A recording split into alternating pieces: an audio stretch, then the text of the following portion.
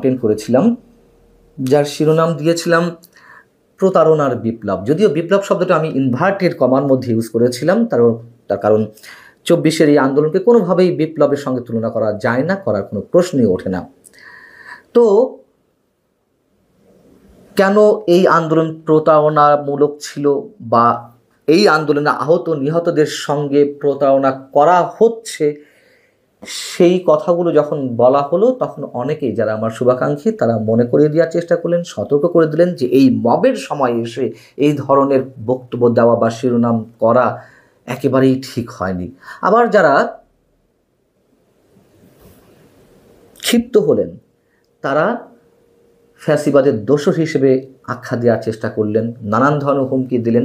যদিও এই ধরনের ট্যাগ লাগিয়ে দেওয়া নতুন কিছু নয়, এর আগে পরে অসংখ্যবার এ ধরনের ট্যাগ লাগিয়ে দেওয়া হয়েছে, যেমনটা আওয়ামী লীগের সময় বিএনপি জামাতের দালাল বানিয়ে ফেলা হয়েছিল আমাকে।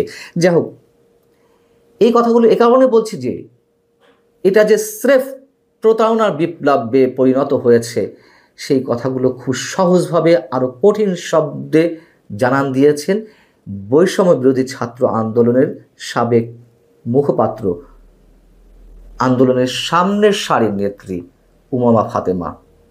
তিনি স্পষ্ট ভাষায় বলেছেন যে এই যে সংস্কার, জুলাই শহীদ, আহত, এগুলো স্রেফ মুখের বুলি, এবং এই অভ্যুত্থানকে তিনি বাজার দরের কেনাবেচার সঙ্গে তুলনা করেছেন। এখন কি বলবেন? অনেকে বলবেন তিনি পদ পদবি পাননি, তিনি সামনের সারিতে স্থান করে নিতে পারেননি এনসিপিতে বা জাতীয় নাগরিক পার্টিতে, এই কারণে তিনি এই কথাগুলো বলছেন। বলার কোনো অবকাশ নেই যারা এইগুলো বলতে চান।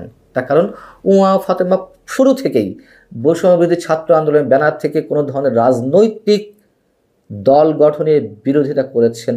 শুরু থেকেই বিভিন্ন গণমাধ্যমের সাক্ষাৎকারে তিনি স্পষ্ট করে বলেছেন।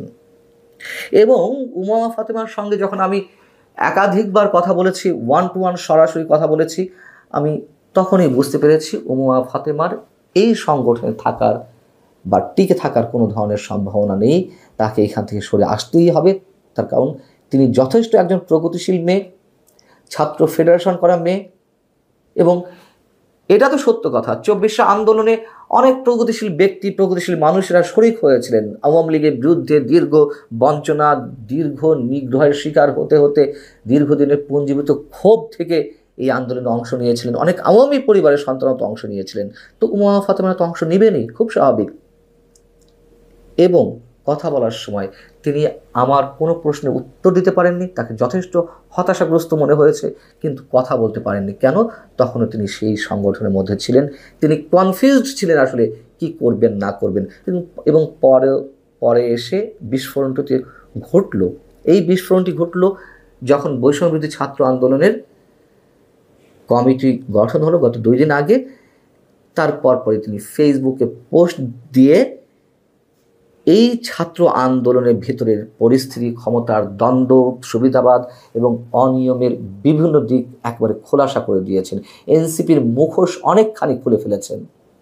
তিনি এই মন্তব্য করছেন, দলীয় লেজুর এবং প্রেসক্রিপশনের বাইরে এই ব্যানারটি যদি স্বাধীনভাবে কাজ করতে পারত, অর্থাৎ জাতীয় নাগরিক পার্টি বা এনসিপির নির্দেশনায় তো এই সংগঠনটি এখনো চলছে, তাদের কোনো ধরনের নির্দেশনা খবরদারি না থাকলে এই সংগঠনের যারা কাজ করতেন তাদের কারণে তাদের এনসিপি বা জাতীয় নাগরিক পার্টির অনেকের রাজনৈতিক ভবিষ্যৎ হুমকির মুখে পড়ত। এবং তিনি বলছেন যে তিনি এই সংগঠনের মুখপাত্র হওয়ার সত্ত্বেও ফেসবুকে তার বিরুদ্ধে নোংরা প্রচারণা চালানো হয়েছে। এবং এদের সম্বন্ধে বলতে গিয়ে তিনি বলছেন যে কথিত সহযোদ্ধারা মানুষকে টিস্যু পেপারের মতো ব্যবহার করে এবং প্রয়োজন ফুরালে ছুঁড়ে ফেলতে এক মুহূর্ত নেয় না। প্ল্যাটফর্মের ভেতরের পরিস্থিতি বর্ণনা করতে গিয়ে তিনি এই সব কিছুকে বদ্ধ জলাশয় এবং পোকার মতো সুবিধাবাদীদের খেয়ে ফেলার মতন বিষয়ের সঙ্গে তুলনা করেছেন। উমামা ফাতেমা একথাও বলছেন যে সংগঠনের ভিতরকার অবস্থা, যখন এই সংগঠনের সাবেক আহ্বায়ক হাসনাত আবদুল্লাহ কিংবা অন্যান্য তাদের জানানোর চেষ্টা করেছেন, কোনো ভিত হয়নি, বরং তাদের আচরণগুলো রহস্যজনক মনে হয়েছে। আমরা তো প্রতিনিয়ত তাদের কত বিপ্লবী কথাবার্তা শুনছি, তাই না? শেষ পর্যায়ে এসে তার ফেসবুক পোস্টে উমা ফাতেমা আরও শক্ত শব্দ ব্যবহার করেছেন। তিনি বলছেন, যারা তার সঙ্গে নোংরামি করেছে এবং অভ্যুত্থানকে বাজার দরে কেনাবেচা করেছে তাদেরকে তিনি ক্ষমা করবেন না। এবং তিনি বৈষম্যবিরোধী ছাত্র আন্দোলনের ছাত্রদেরকে পড়াশোনার টেবিলে ফিরে যেতে বলেছেন। এই শব্দটা আমাদের কাছে খুবই আশ্চর্যজনক, এই কারণে যেই ছাত্ররা বাংলাদেশ পাল্টে ফেলার স্বপ্ন দেখায়, নিজেরা রাজনীতিবিদ হয়ে উঠেছে, কখনো পড়াশোনার কথা তাদের মুখ থেকে আমরা শুনিনি, কাউকে পরামর্শ দিচ্ছে অথবা দেশের শিক্ষা সংস্কারের জন্য তারা কোনো দাবি তুলছে। কি অদ্ভুত! ঠিক একইভাবে ডক্টর মোহাম্মদ ইউনূসের কথা বলা যায়, কখনো তিনি ছাত্রদের উদ্দেশ্যে পড়াশোনায় মনোযোগী হতে বলেননি।